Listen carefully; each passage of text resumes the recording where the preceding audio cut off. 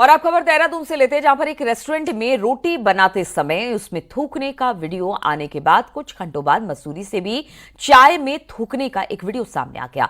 Video में देखा जा सकता है कि एक लड़का चाय बनाते समय उसमें थूक रहा है।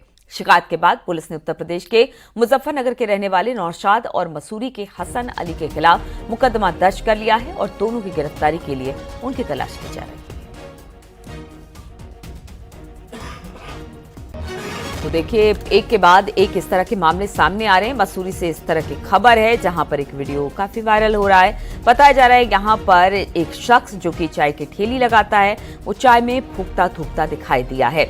और इसके बाद ये पूरा मामला जब खुलकर सामने आया तो पुलिस ने इस मामले को संज्ञान में लिया है। मामला देहरादून का बताया जा रहा है, जिसमें आप एक शख्स को देख रहे हैं कि किस तरह से चाय बनाते समय वो थूकता नजर आ रहा है। शिकायत पर पुलिस ने उत्तर प्रदेश के मुजफ्फरनगर के रहने वाले नौशाद और मसूरी के हसन अली के खिलाफ मुकदमा दर्ज कर लिया है और दोनों की गिरफ्तारी के लिए उनकी तलाश की जा रही है।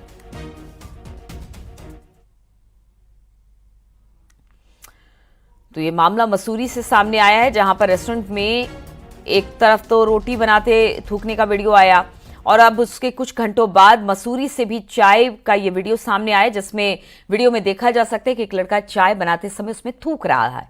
शिकायत के बाद पुलिस ने उत्तर प्रदेश के मुजफ्फरनगर के रहने वाले नौशाद और मसूरी के हसन अली के खिलाफ मुकदमा दर्ज कर लिया और दोनों की गिरफ्तारी के लिए उनकी तलाश की जा रही है।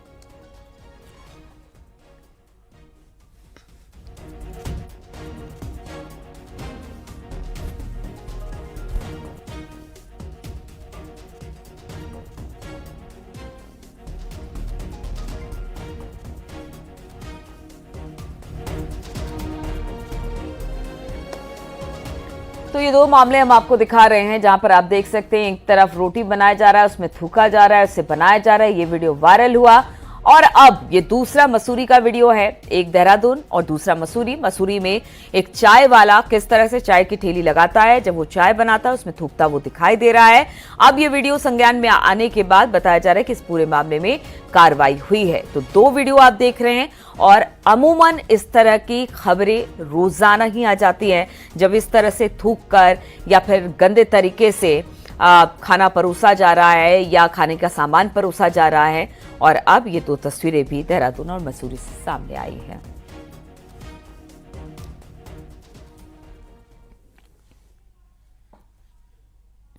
और उत्तर प्रदेश की राजनीति में हरियाणा विधानसभा चुनाव का परिणाम बड़ा असर डालने वाला है। वजह यह कि कांग्रेस की प्रेशर पॉलिटिक्स के चलते समाजवादी पार्टी वहां चुनाव नहीं लड़ पाई, लेकिन जो दावा कांग्रेस की तरफ से अपने सहयोगियों के सामने किया गया, कांग्रेस उस पर भी खड़ी नहीं नजर आई और बीजेपी रिकॉर्ड तीसरी बार सत्ता में आ गई। अब यहीं से उत्तर प्रदेश की सियासत का रुख बदलने लगा। जो कांग्रेस कभी सीट शेयरिंग में 50-50 फॉर्मूला चाहती थी, अब उस कांग्रेस के फॉर्मूले को अखिलेश यादव फेल करने वाले हैं। आपको रिपोर्ट दिखाते हैं कि कैसे हरियाणा में कांग्रेस की हार से अखिलेश यादव को मजबूती मिली है।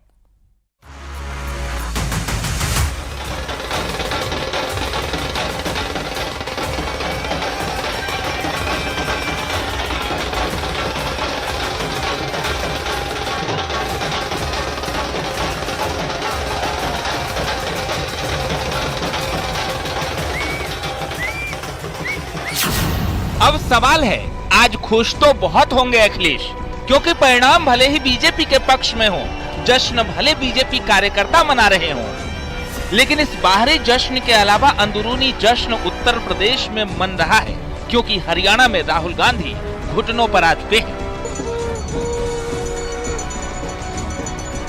जिस प्रेशर पॉलिटिक्स ने अखिलेश यादव को हरियाणा चुनाव से दूर रखा, चुनाव लड़ने तक पर असहज कराया, अब उसी प्रदेश में कांग्रेस की हार समाजवादी पार्टी के लिए बड़ी जीत मानी जा रही है, क्योंकि यहीं से शुरुआत उस राजनीति की हो रही है जिसमें सिक्का समाजवादियों का चलेगा और कांग्रेस के हाथ सिर्फ जलेबी लगेगी। क्योंकि हरियाणा में अखिलेश ने कांग्रेस से पहले 11 सीटें मांगी थी, फिर कांग्रेस के सामने 9 सीटों की डिमांड रखी, फिर समाजवादी पार्टी 3 सीटों पर हामी भरी, लेकिन कांग्रेस ने सपा को 3 सीट भी नहीं दी। ऐसे में अखिलेश यादव ये कहकर कुरुक्षेत्र के रण से दूर हो गए कि ये वक्त त्याग और बलिदान का है। अखिलेश यादव ने ये कहा था कि हम ये मानते हैं कि ये वक्त हमारे और इंडिया अलायंस में शामिल किसी भी दल के लिए राजनीतिक संभावनाएं तलाशने का नहीं है, बल्कि त्याग और बलिदान करने का है। साथ ही उन्होंने ये कहा था कि हरियाणा के हित के लिए वो बड़े दिल के साथ हर त्याग और बलिदान करने को तैयार हैं। लेकिन अब इस चुनाव परिणाम के बाद अखिलेश यादव के इस रुख में क्या बदलाव आएगा, ये आने वाला वक्त बताएगा। अखिलेश यादव ने जिस तरह हरियाणा चुनाव को लेकर अपनी खामोशी बनाए रखी, उसको देखते हुए अब बड़ा दावा किया जा रहा है। यूपी के राजनीतिक मैदान में यह भी दावा किया जा रहा है कि यूपी में अब कांग्रेस पर एसपी का प्रेशर बरकरार रहेगा। कांग्रेस के 50-50 फॉर्मूले का द एंड हो चुका है। यूपी में कांग्रेस अब मोल भाव नहीं कर पाएगी। यूपी उपचुनाव अखिलेश अपने हिसाब से लड़ेंगे। 10 में 8 सीटों पर अखिलेश एसपी प्रत्याशी उतारेंगे। यूपी उपचुनाव में कांग्रेस को सिर्फ 1 या 2 सीट संभव। बावजूद इसके अगर कांग्रेस अब भी यूपी उपचुनाव में 50-50 वाले फॉर्मूले पर अडिग रही तो समाजवादी पार्टी से गठबंधन तोड़ना पड़ सकता है, क्योंकि हरियाणा से अखिलेश की दूरी अब मजबूरी नहीं बल्कि यूपी उपचुनाव में कांग्रेस के खिलाफ दबदबे के लिए जरूरी है। Bureau report, news 18।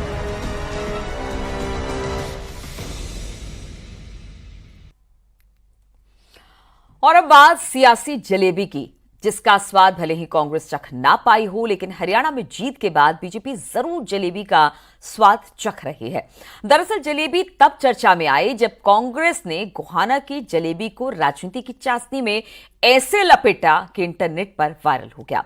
Rahul Gandhi ने चुनाव प्रचार के दौरान कहा था कि इन जलेबियों को किसी बड़े कारखाने में तैयार किया जाएगा जिससे हजारों लोगों को रोजगार मिलेगा। बस राहुल गांधी के इसी बयान को बीजेपी ने मुद्दा बना लिया और फिर जलेबी वाली फैक्ट्री के नाम से राहुल गांधी को ट्रोल किया जाने लगा, जो अब चुनाव परिणाम के बाद भी काफी चर्चा में है।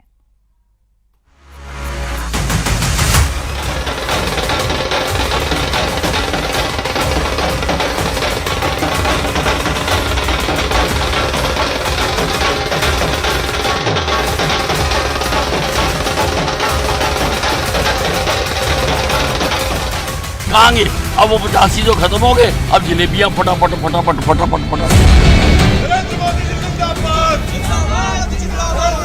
जलेबी गाने पर थिड़कते पांव उस चुनाव के लिए है जिसमें जलेबी वाला मुद्दा राहुल गांधी की हर रैलियों में गोल गोल घूमता रहा।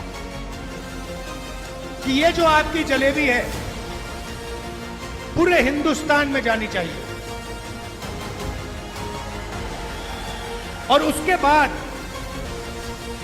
बाकी देशों में, अमेरिका में, जापान में। राहुल गांधी हरियाणा के चुनाव में जलेबी का स्वाद चख रहे थे, लेकिन चुनाव परिणाम के बाद उन्हें हार का स्वाद चखना पड़ा और यहीं से शुरू हो गई जलेबी पर सियासत और सोशल मीडिया पर तैरने लगे जलेबी और राहुल गांधी के मीम्स।